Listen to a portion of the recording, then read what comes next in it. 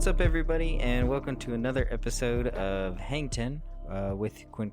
I am your host, as always, and coming to you here in our first episode of the month of December, the final month of 2020. Exciting times. As always, we're going to do a bit of a Rams recap today, but before we get into that, I want to give a shout out to Hawaiian Airlines. For the smooth sailing. I am back in Sacramento, in California, and I'm enjoying myself in this very cool weather. More so, I'm enjoying this Rams victory today here on December 6th against the Arizona Cardinals in Scottsdale.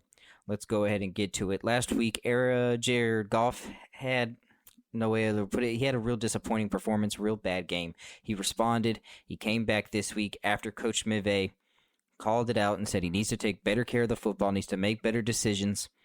Jared took it to heart. He applied it, and he came back, and he looked pretty good. 37 out of 47 for 351 yards, 7.5 yards per clip, 1 touchdown through the air. He also carried it in on a quarterback sneak to get a touchdown. Running the ball, we had some real good success running the ball today. Cam Akers led the way, 21 carries, 72 yards. 3.4 yards per carry, 1 touchdown. Darrell Henderson was our big running play of the game. It was about a 38-yard run. He had 3 carries for 49 yards, 16.3 yards per clip, 1 touchdown. Receiving-wise, Jared spreading the ball around, of course, to our 2 top guys. Robert Woods, 10 receptions for 85 yards. Cooper Kupp, 8 for 73. Got to give big ups to our defense yet again, getting after it. Justin Hollins with a sack, Aaron Donald with a sack, Troy Hill with an interception return for a touchdown. That's his second touchdown in 2 consecutive weeks. Last week he had a fumble return for a touchdown. This week an interception. Now, what does this victory do? This victory puts us at 8-4, but most importantly, it puts us back in first place over the Seattle Seahawks. First place in the NFC West. The Seattle Seahawks did lose today to the New York Football Giants, which is humorous in itself.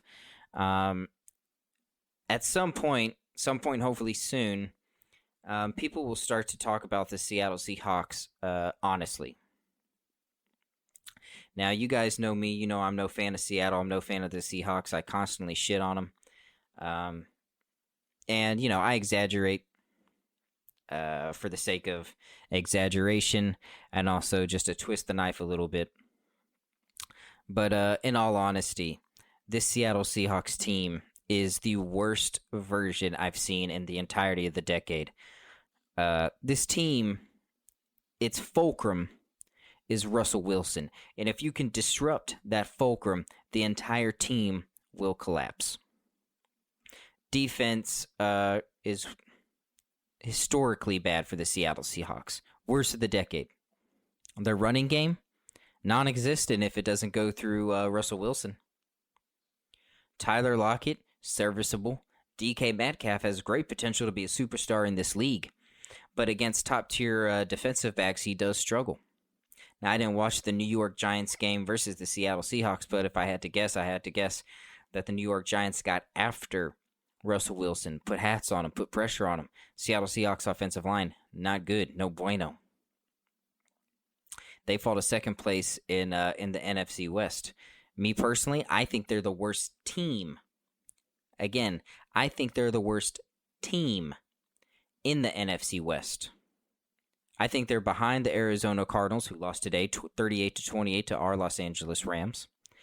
And I think if the San Francisco 49ers were healthy, completely and utterly healthy, meaning they have Nick Bosa back on that defensive front and Jimmy Garoppolo to be a better game manager than Nick Mullins, then I think it'd be clear-cut. Seattle is the worst team in the NFC West.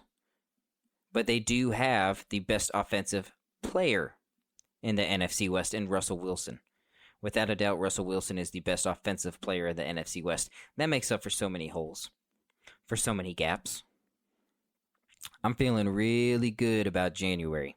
I'm feeling really good. I don't want to speak ahead of myself. I don't want to talk too soon, but I'm liking our Rams' chances going forward, man. I'm really digging them. Moving on from football, it was in the news recently. If you're not familiar with Claressa Shields, Claressa Shields may be the best female boxer.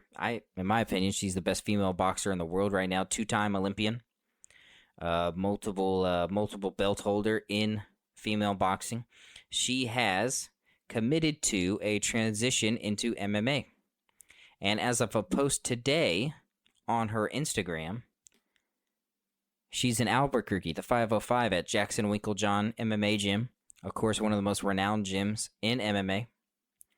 Home of Johnny Bones Jones, home of Holly Holm, who is most likely going to be instrumental in the development of Claressa Shields. It'll be really interesting to see where she goes. She did sign a multi-fight deal with the PFL, the Professional Fighters League, which is exclusively on ESPN+. What makes the PFL unique is that it's a tournament format, and tournament winner brings home $1 million at the end of the tournament. Now, Claressa Shields will not be participating in the tournament next year. She will be taking fights outside of the tournament, which is the way to go. She really needs to ease into the MMA game. Ease into it.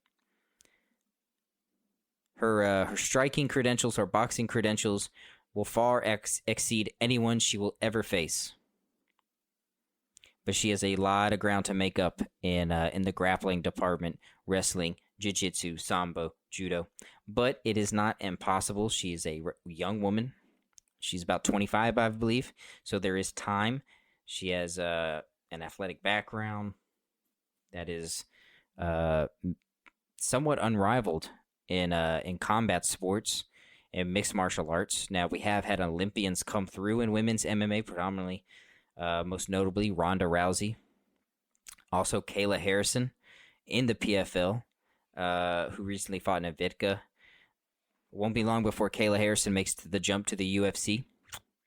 So, it'll be interesting.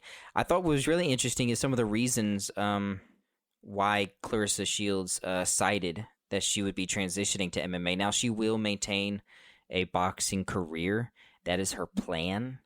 I'm a little skeptical that you can maintain both at a high level, but we'll see.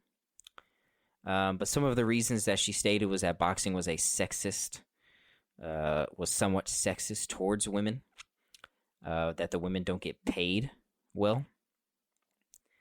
I can't speak honestly to any of that. I can't profess to be a female boxing fan. To be 100% honest with you, I don't know anyone who is a female boxing fan. But I can name you 35, 40 female mixed martial artists. I think it's a powerful move. I think it's the right move. I think it's a great move, and it only bolsters not only Claressa Shields' name value, but also her resume and her martial arts legacy. Boxing is a martial arts. Martial arts as a whole. The implication is when you use that term, martial arts, mixed martial arts. One tends to think of more traditional Eastern martial arts, Taekwondo, Kung Fu, karate, things like that. Judo, Jiu-Jitsu, originating in Japan. But, America is not without its own martial arts. American freestyle wrestling, folk style wrestling, catch wrestling, Western boxing. America has carved out a place in the history of martial arts, and it's overlooked. But that's all the news we have sporting wise. Now I do want to touch on something else related to sports, but not current sports. It's been a damn near 10 months since this debuted, but I have finally watched The Last Dance, which centers around Michael Jordan and the '98 Bulls, but also chronicles Michael Jordan's career up to the '98 championship of the Chicago Bulls. And it's fascinating. It is an amazing watch, incredibly well documented. The interview portions are great. The stock footage is amazing. I mean, there is something to retro basketball that is, I don't know if it's missing today. I got to confess, I haven't watched a professional basketball game since Kobe retired. Anyone who knows me knows I'm a diehard, Kobe Bean Bryant guy. But there's just a feel to retro NBA. It's almost bizarre to say 90s to cite the 90s as retro MMA, excuse me, retro NBA. But I guess it is, the jerseys are different. I mean, at the time they're still the Seattle Supersonics.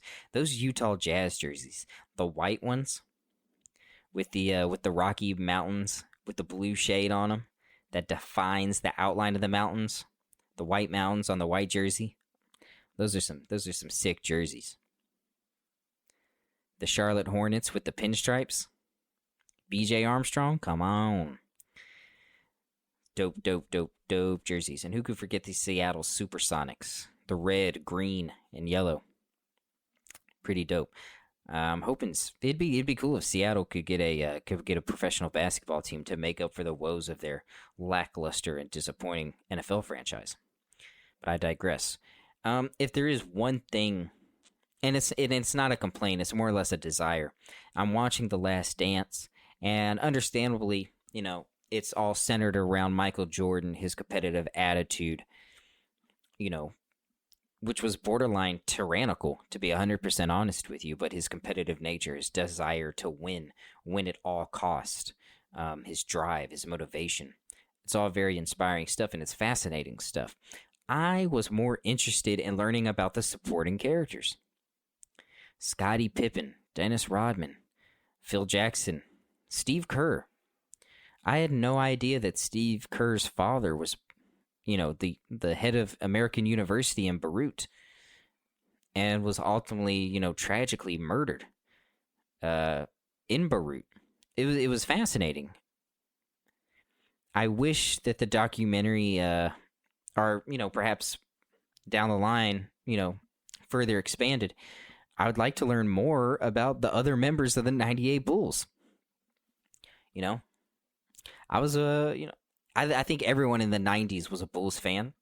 I know I certainly was. I like Tony Kukoc, number 7 from Croatia. I was a Tony Kukoc kind of guy.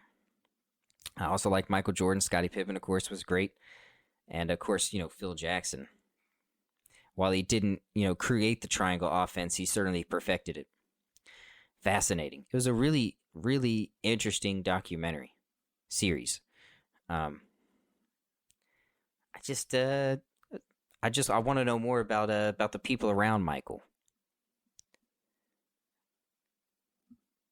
But it is what it is. It was still great nonetheless. Anyway, everybody, that is going to be our show for this week. First week of December. And yeah, as always, we got more content coming for you on Wednesday. The Closers Podcast episode, myself, Marco, and a special guest. On Friday, Marco will be closing out your week. You can follow us, as always, on Instagram at The Closers Podcast, Facebook at Closers Podcast. You can follow Marco on Instagram at Marco_avocado, AVA-cado.